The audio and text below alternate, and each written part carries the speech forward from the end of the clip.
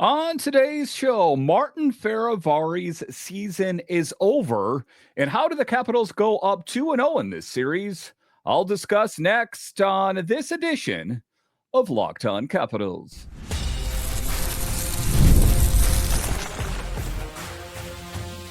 Your Locked On Capitals, your daily podcast on the Washington Capitals. Part of the Locked On Podcast Network, your team every day. Well, hello and welcome into this edition of Locked On Capitals, part of the Locked On Podcast Network, your team every day.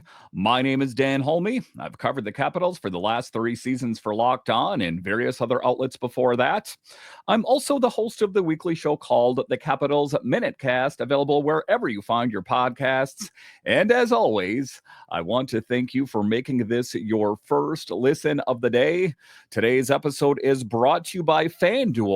Right now, new FanDuel customers can get $250 in bonus bets if your first $5 bet wins. So in this edition of Locked On Capitals, we talk about the physicality and the impact it will make in this series against the Habs. You take a look at the Capitals, they have physicality aplenty. Tom Wilson, Duhaime, Alex Ovechkin engaged. What do the Habs plan on doing as a countermeasure? I'll talk about that a bit later. I'll talk about how do the Capitals go up 2-0 in this series.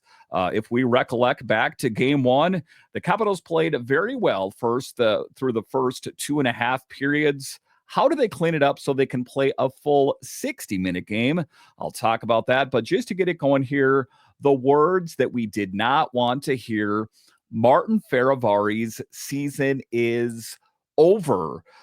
This is not great news, as he is a key piece on the Capitals blue line. And, like I talked about, if you're an everydayer of the show, the Capitals pushed all their chips in. This is the lineup. It is the next man up. It's Aliaksei, it's Dylan McIlrath, it's Ethan Bear, but not the words that we wanted to hear. That we know that Martin Fehervary did in fact get injured, but I was holding out hope that he would return. I thought maybe he would be even good to go on Wednesday, as it was a bit ambiguous as to what the true nature of his injury was or is. So let's dive into the very latest on what we know about Martin Fehervary and what it means for the Capitals. So today, the team announced that Martin Fehervary's season has officially come to an end after undergoing surgery on his meniscus. And if there's one thing that you know about Martin Fehervary, and if you're listening or watching this podcast, I'm willing to bet you're a Capitals fan and you know the kind of role that Martin Fehervary plays on this team. A lot of physicality. He lays out a lot of hits. A sound defenseman. It is not going to be plug and play. I'm here to tell you that Dylan McIlrath, Alex Alexiev, Ethan Bear are not going to be an apples for apples comparison. So this is going to be a difficult thing to overcome. Fehervary suffered this knee injury in the second to last game of the regular season while he was putting in some serious defensive work against the Islanders. And of course, that's what kind of brand of hockey Martin Fehervary plays. He lays it all out on the ice, and that, I think, is what makes it especially difficult, as he is engaged 100%. You never see Martin Fehervary mail it in. And, subsequently, that is why you never see him as a healthy scratch, is he is just brings his A game each and every game. He managed to finish that game, if you can believe it. But unfortunately, he has not been on the ice since and missed the regular season finale as well as game number 1. I guess in a lot of ways, the writing was on the wall that, chances are he's going to miss a lot of time. And there was never any true timeline when it came to Martin Fehervary. With Logan Thompson, they said it's going to be a bit. With Aliaksei Protas, they said it's going to be a little bit more than a bit. With Martin Fehervary, there was no clear answer. So I guess we should have read into it that he was not in a good position. But a key stalwart on the Capitals' blue line this season, Fehervary played an impressive 81 games, a workhorse, notching a career-high 5 goals and 20 assists for a total of 25 points. And I love his game. And I think the Capitals are going to be hurting without him. I know that he wasn't in game one, of course, and the Capitals found a way to win. But like I say, I think the Capitals, of course, would be in a better position had he been in there. Like I talked about, I think that if the Capitals could have a do-over, they would have probably done more than just Anthony Beauvillier. And the word out there is that there's this glut of talent on the blue line in the pipeline. But when you think about it, it's Dylan McIlrath, it's Alexeyev, it's Ethan Bear, that, there's this glut of talent in Hershey, but how much of that is ready for prime time? How many of those players are ready for Stanley Cup playoffs? And if the answer to that question is, well, we don't have a lot of proven players, I think that maybe they need to readjust their, approach next season.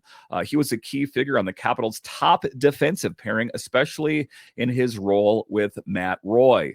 Matt Roy as well. There's not a lot I would change about the Capitals' blue line. We can argue about, the third line for the Capitals and who is getting in production here or there, but that blue line for the Capitals this season is probably the best that I have seen in years, to be honest with you, really shining in those shutdown moments. So Fehervary, Matt Roy, huge. And this is, make no mistake about it, I can't polish this and make it sound any better. This is a huge blow for the Capitals. Fehervary has been crucial, not just in defense, but also on the PK, logging significant minutes. But just like anything else, it is the next man up. You see that in the NFL. Starting quarterback gets injured. It's the next guy up, running back, that for the Capitals, they do have some depth. And I'm not here to knock Dylan McIlrath. I love his game. Alexeyev was pretty good, all things considered. And Ethan Bear is showing a return to former glory, or at least that's what it appears. Again, not optimal timing, but it is the position that we're in. Briefly to touch on other players that are edging closer to return is Aliaksei Protas. We're missing Protas, who's recovering from a skate cut, but should be back during the opening round of the playoffs. Spencer Carbery said he expects to see Aliaksei Protas in this first round. Spencer Carbery also, and I'm paraphrasing, talked about that this is one of the worst things that he's heard this season, that he feels truly heartbroken for Marty Fehervary just because he is that guy. He lays it all out on the line, and I think that is what has endeared him to the Capitals fans, his teammates, and the coaching staff. It is a tough thing. So like I say, looking at who's in the cupboard, Alexeyev, Ethan Bear, Dylan McIlrath. Alexeyev played well in game one alongside TVR. But again, he's going to have to reel it in. He is a guy that let his emotions boil over. Those kind of cross checks that he got away with, that could have led to a power play for the Canadiens. There's a fine line about being physical and knowing when not to be physical. When the play is done behind the net and the whistle's blown, you can't be cross checking people in the back. That could have been detrimental and been costly for the Capitals. So you take a look at it, but in true Warrior spirit, he returned in overtime and is expected to play in game number 2. I'm talking about Alexeyev. That speaks volumes of him. He lost a couple teeth. They found his teeth out on the ice and went in and played in overtime. So don't call Alex Alexeyev soft. He is not that. He is a tough guy. He is a gamer. I like that about his game. The only thing I would really change about Alexeyev is reeling that in a little bit more discipline. But all things considered, quite a game that he did have, considering that he has had little play this season. And just that conditioning stint in Hershey. So definitely a guy that has put in some work. Hopefully he is the guy that's going to be able to step up in those big shoes that Marty Fehervary has left behind. But that's the position that the Capitals are in. Martin Fehervary out. I expect it to be Alex Alexeyev in, and we'll see where it goes. Again, not optimal news, but injuries are a part of the sport. We hope that Alexeyev and the Capitals blue line is up to the task. All right, so coming up here after the break, we'll talk about how do the Capitals go 2-0 in this series. I think that it is vitally important that the Capitals make a valiant effort to try to win both of these games at home, because we know that after that, the series goes to the Bell Center, where it's not going to get any easier. How do the Capitals go 2-0? I'll discuss straight ahead.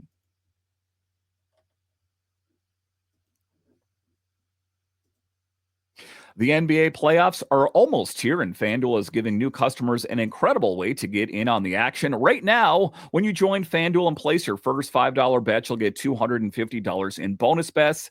Bonus bets if your bet wins. And let's be honest, the playoffs are here, right now. I sometimes just get too caught up in hockey. I love how FanDuel makes betting so easy, whether it's picking up my favorite team or diving into player props, from three-pointers to steals to assists. FanDuel has so many ways to bet your favorite player prop. Plus, after the game tips off, you can even combine your live prop bets into a same-game parlay for a chance to win big. Now, listen, there's a lot of basketball going on. I know it's easy to get caught up in the NHL, but there's a lot going on in the NBA. And maybe you're into some of the games, maybe you're not. Open up the FanDuel app, put a little bit of money on the game. All of a sudden, those games got that much more exciting. So don't miss out. Head to FanDuel.com and claim your $250 in bonus bets today.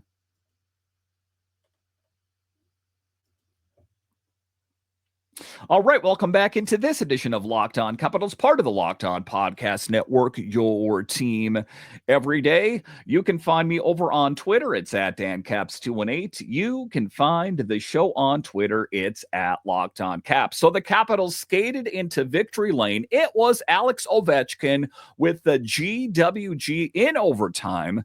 How do the Capitals keep that moving, and what do they need to work on to assure that they can win? Because, oftentimes when you look at these games, you just look at the final outcome. The Capitals won it in overtime. You're thinking to yourself, that's good. And Alex Ovechkin did it. The game winner, you're thinking, wow, that was a good game.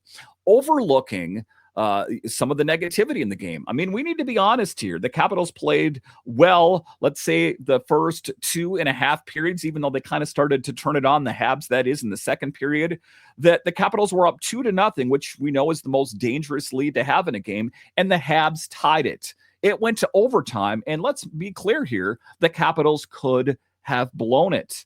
They didn't. I'm not being too hard on them here. They did win the game, but the fact that they had that 2-0 lead and they let it get tied up, definitely some things need to get cleaned up. So let's talk about the game that we saw on Monday night and ultimately what they need to do so that they can go into victory lane in the next matchup here on Wednesday night. The Montreal Canadiens are preparing for Game 2 of their best-of-7 Stanley Cup playoff series scheduled for Wednesday in Washington. And what we know, like I said, is that the Capitals need to be up for it. They need to be ready for the task at hand. Taking a look at Game 1, I want the Capitals to win, but, if you listen to the chatter out there, the Canadiens are definitely going to be ready to throw the kitchen sink at the Capitals in game number 2. So you take a look at it. The Capitals did secure that 3-2 victory in OT thanks to Alex Ovechkin's second goal of the night. If there is a guy that is clutch, it is Alex Ovechkin, but had his first playoff overtime game-winning goal, that the accomplishments, the accolades, they just keep rolling for the Great Eight. A charmed life, if you will, for the Great Eight. But despite holding that 2-0 lead, like I said, the Caps face some challenges from the Canadiens as a team that historically plays well in the third period. That was no different in the game on Monday, who managed to tie the game with 2 third-period goals and scored just over 5 minutes apart, highlighting the resilience despite having only 13 players with postseason experience. I'm here to tell you that Hudson, I'm here to tell you that Suzuki and Caulfield, these kind of guys are the real deal. Not to mention Demidov, that is the young player on that team as well. Slavkovsky and, Sam Montembeault was no slouch in net either. That, the Capitals have a lot of star power, but what was impressive just from an NHL perspective, I know, of course, the Capitals winning is great, but just taking a look at it for what it is, the fact that the Canadiens, the underdog in this series, make no mistake, they tie the game. The Capitals need to study the game film to make sure that when they win, they don't let the team creep back in and play that full 60-minute game. Now, Logan Thompson playing his first game after being injured on April 2nd. looked a bit lost at times, looked a little bit out of position, especially in the second goal of the game. But like I said, if I'm going to cut him some slack, it was, in fact, that first game since April 2nd. And the Capitals won. So, you take a look at it for what it is. Logan Thompson played well, but definitely some room for improvement. He did play well after returning up from that upper body injury, making 33 saves on 35 shots. To be clear here, it was a bit of fight or flight for the Capitals in the third period. It was not just Logan Thompson, but what we need to see from LT is the Vezina caliber a netminder that was in the same breath, the same sentence as Connor Hellebuck. If they can get that kind of performance out of Logan Thompson, he very well could steal this series for the Capitals. Spencer Carbery, all things considered, he praised the team's effort, particularly the pressure they applied during the first period. Again, if you could make a carbon copy of that first period, just that physical presence, and just really take it to that Canadiens team and be able to do that for a full 60 minutes, you're going to win this series. Now, I understand recording this from my studio, that's a lot easier said than done, but Tom Wilson engaged, no real surprise. Duhaime. But the thing that was a bit surprising to me was Alex Ovechkin, who has not shown that physicality so much that he did in his younger day during the regular season that we saw. We didn't see a whole lot of physicality. He was a bull in the China shop against the Habs, that if he can continue, ultimately we want Alex Ovechkin to do what his bread and butter is, and that's score goals. But if he can continue and his body allows, I think that could be a game changer for the Capitals. Carbery emphasized the need for his team to maintain that intensity for a full 60 minutes in game number 2. So, that is one of those punishment praise. If you are a manager of any kind, you know what I'm talking about. If you have a review with someone, you start off by talking about what they did well, and then talk about what needs work and finish it up with what they did well. And in between all of that praise, punishment, praise, it almost doesn't feel so hard, that part that you need to work on. So that is what Spencer Carbery is doing. He said what they did well. He said what they need to work on, and ultimately how the Capitals won this game. But key players in this game, of course, was Anthony Beauvillier. And again, I'm so happy for Anthony Beauvillier, and I'm so happy that Chris Patrick had the ability to find a true diamond in the rough. Now, to be clear here, Anthony Beauvillier is a great hockey player in his own right, but the chatter around the trade deadline was Anthony Beauvillier. That's who you're going to bring in here. Listen, he played on that top line, first line with Stroman, Ovechkin. What did he do? Scored a goal, assisted on a goal. Anthony Beauvillier has been money with his time with the Capitals. Beauvillier extended the Caps lead in the second period and assisted on Ovi's GWG. Now, for the Canadiens, Cole Caulfield and Nick Suzuki scored in the third. Those are the players that the Capitals are going to have to be prepared for. And there's a lot of grief listening to some Montreal sports radio and podcast this morning that they left Alex Ovechkin exposed. What were they thinking, leaving Alex Ovechkin open to score that? Same goes on the other way around. I'm talking Cole Caulfield and Nick Suzuki, 2 premier goal scorers. Maybe not the marquee sexy names that you think of, but circle Cole Caulfield and Nick Suzuki in your mind as 2 players that are next level for that Habs team, both of whom were key players in the team's last postseason run in the Stanley Cup Finals in 2021.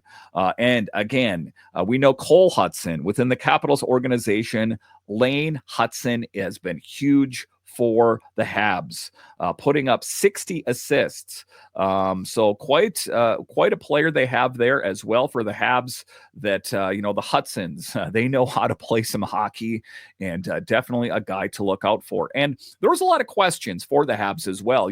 There was questions for the Caps. Was it going to be LT? Was it going to be Charlie Lindgren? What were we going to see out of Sam Montembeault? And one of the things that we know is he was the netminder that was chosen as the backup for Team Canada and the Four Nations over Logan Thompson. I think that was a little bit more politics than anything, but performed commendably in his playoff debut, recording 29 saves. And all things considered, the Capitals are going to have to find a way to continue to crack Sam Montembeault, as it does appear that he is going to be the one to carry the mail for the Habs through this series. Marty St. Louis, of course, if you are familiar, it doesn't seem like it was that long ago, really, that he was a player playing for the Lightning.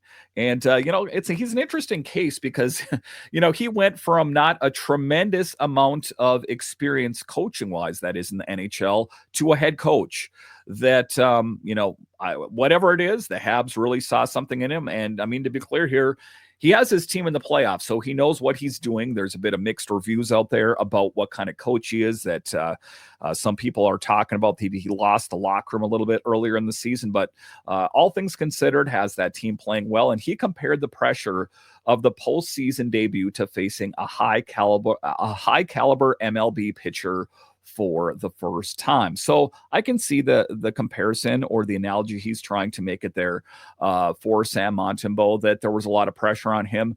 I do expect him to be, a bit more well-adjusted in the second game, however. And the team as a whole, as they are going to pour over the game field, just like the Capitals are ahead here. So St. Louis expressed hope that his team could start game 2 with a calm mindset, focusing on understanding the strengths of the Caps and executing their game plan effectively. So that is what the Canadiens want to do. They are going to try to throw the kitchen sink at the Capitals. What the Capitals have to do to take game number 2 is to see an improvement from Logan Thompson. He played well, all things considered, but just those being out of position and looking a little bit lost at times. I understand. Don't at me. I understand it was his first game back. We'll need to see the Logan Thompson that we saw earlier in the year. We're going to need to see the blue line step up and Marty Fehervary's absence, which he's not going to be coming back, and continue to just play that physical game. That definitely weakened, I think, to an extent, the Montreal Canadiens. They didn't show any weakness, but I think that, it threw them off their game, at least in the first period. That is why the Capitals were able to vacuum up the momentum in the first period. And then just to continue to keep doing what you've done in the earlier part of the season. I know that the Capitals struggle a little bit in the latter part of the season, but that is the key for success. Great net minding, the blue line stepping up, minus Marty Fehervary. Alex Alexeyev is going to have to bring his A game, and just playing that full 60-minute game with the forwards as well. Discipline, another thing that they need to work on, and I think the Capitals can take it. All right, so coming up here after the break, we'll talk about, will the Habs bring the physicality? I'll discuss straight ahead.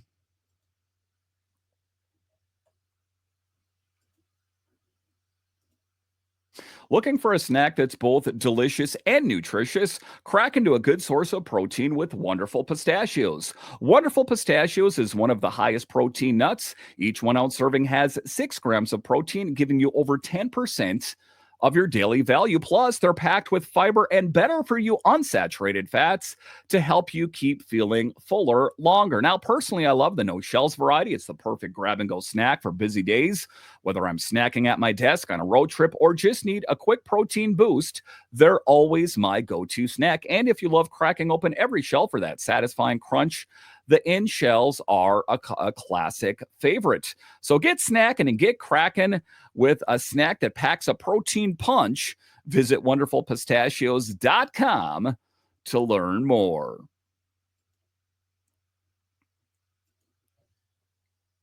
All right, welcome back into this edition of Locked On Capitals, part of the Locked On Podcast Network, your team every day. The best way that you can help grow this show is to subscribe to Locked On Capitals on YouTube and comment anything down below. So physicality was the name of the game in game number 1 versus the Habs, more specifically in the first period. Tom Wilson, Alex Ovechkin, Duhaime just laying the body out, and I think that it kind of just threw the Habs off. They were resilient. They did not leave the game, but they found a way to just really take it to the Habs. Do the Habs have something up their sleeve? Will they unleash the Xhekaj on the Capitals? Now, listen, that's one tough guy. I understand that Slavkovsky and these kind of guys are somewhat tough guys as well. But pound for pound, I think the Capitals have a distinct advantage over the Habs, that if they just really leaned into their strengths, that we know that there's great goal scorers, but the physicality in this series could be an absolute game changer, as was evidenced in the first game of the playoffs. So let's dive into that here, talking in this final segment more from a Habs perspective, and talking about what makes this matchup so intriguing, especially considering the Canadiens are back in the postseason for the first time since 2021. And make no mistake about it, this is a big moment for them under the tutelage of Martin St. Louis. And the key storyline is the absence of Arber Xhekaj. And, the thing of it is that he is a tough guy, but is he a liability for the Habs? I think that, of course, they like the intrinsic tough guy qualities of Arber Xhekaj, but say he gets reckless a little bit, and say that, he acts a little bit out of rage, and say he got suspended, or say that he got ejected from the game, then that bench is going to get pretty thin for Marty St. Louis. So I think that it's something from a Habs perspective that they are going to approach cautiously. Now, kind of just taking a look at this from a 30,000-foot view, I expect that Arber Xhekaj will not be in game number 2. But if for some reason that the Capitals win games number 1 and 2, and this goes back to the Bell Center, say the Capitals do really adhere to what I talked about in the second segment, and they just really bring on that physicality, then I think that they will be looking for a sea change, a momentum change. And I think that Arber Xhekaj might be that guy. That is quite a storyline for him. That jumps out in the absence of Xhekaj. He's a young guy who finally carved out a spot in the lineup this season and was really starting to make his presence felt. With Caden Gooley, when he went down with an injury, and Jaden Struble stepped in and took advantage of that opportunity. You take a look at it, that it is about making the most of your opportunities. And what I'll get to in a moment here is some miscues, some misplays. I think that is ultimately what put Arber Xhekaj in the position that he's in. So unfortunately for him, he made a costly mistake in the last game before being scratched. And he is what I think in I think he's in Martin St. Louis' doghouse. Now, I talked to Locked On Canadiens, and that was not their assessment. I just think that they feel like they had a better option over Xhekaj. But he seems like the guy that in an emergency, break the glass, and hopefully he is your tough guy that is going to take on another tough team. And what do we know? That the Capitals have physicality and toughness galore. He went for an unnecessary hit instead of covering his man, which hasn't gone unnoticed by the coaching staff. You take a look at it. It's one of the things that Martin St. Louis he said something to the effect that he paid cash for his mistake. And I think that what he's trying to say was a costly mistake, and trying to draw comparisons or an analogy to paying cash for it. So, I think that it's one of the things for Xhekaj that he is going to have to prove himself if given the opportunity. In my assessment in game 3, if in fact the Capitals go 2-0 in this series, if he is put in, he's got to be smart. He can't play reckless, or I think that it's going to be difficult for him. Now, Xhekaj has missed the last several games, and one has to wonder if the Canadiens could use his physical style against the Caps. He's second on the team in hits and even leads in penalty minutes. So, you take a look at him, that he is a tough guy. And I think that every team in the NHL needs a tough guy. I think, one of the things as Capitals fans we take for granted is we have a guy like Tom Wilson that is a tough guy, that is feared, but can also put up a lot of goals. So I think that oftentimes we overlook that. We all know how tough the playoffs can be. And, with Tom Wilson on our side, having a player like Xhekaj could be an asset for the Canadiens, especially given our physical play, which, like I said, if the Capitals leaned into it, could turn the tide of this series big time. They could go 2-0 and just really steamroll away from the Canadiens if they adhere to that physical mindset. Now, Xhekaj is second in hits on the team with 180. Slavkovsky, who has 194, but the big Slovak played 9 more games. He also leads the team in penalty minutes with 118 on the season, at 28 more than Josh Anderson. So you take a look at it, composure in this. Like I talked about with Alexeyev, it's like sometimes these guys are loose cannons, and loose cannons are good sometimes, but not in the postseason. With emotions running high in a playoff series like this one, the Canadiens will have to find a way to keep their composure. It's a young team, primarily all under the age of 26 years old, and with David Savard retiring soon, some players will need to step up, especially if they want to survive against a tough team like ours, the Capitals. So it'll be interesting to see. Maybe they've seen enough. Maybe that physicality in the first period in game number 1 is enough for them to break the glass and bust out Xhekaj. Perhaps. Again, my hunch is they will try to go with more of what got them into this position, and then it is like a last resort to put Xhekaj in the game. It'll be curious to see how it all plays out, but the one thing to be clear here is the Canadiens have a lot more fight than I think some Capitals fans thought.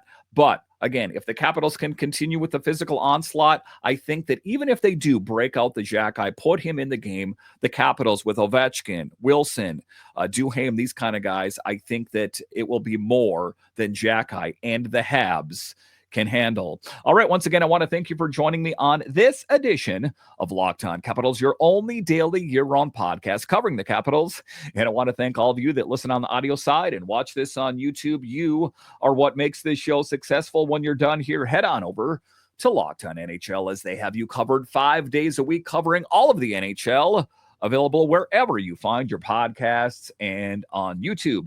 All right, once again, I want to thank you for joining me on this edition of Locked On Capitals, part of the Locked On Podcast Network. It is your team every day. My name is Dan Holme, and I'll talk to you again next time.